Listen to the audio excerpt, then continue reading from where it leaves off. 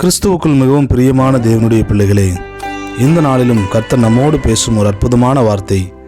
யோசுவாவின் புஸ்தகம் 1ஆம் அதிகாரம் அதனுடைய 5வது வசனம்.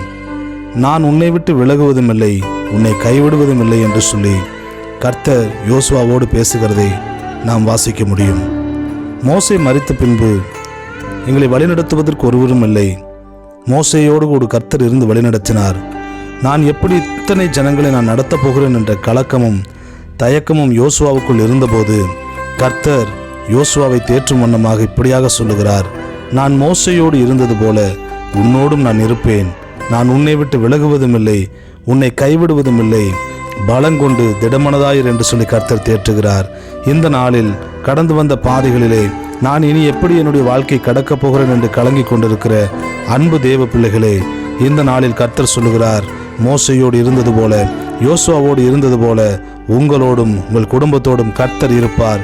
எல்லாவற்றையும் நீங்கள் வெற்றியாய் செய்து முடிப்பீர்கள். ஆமென்.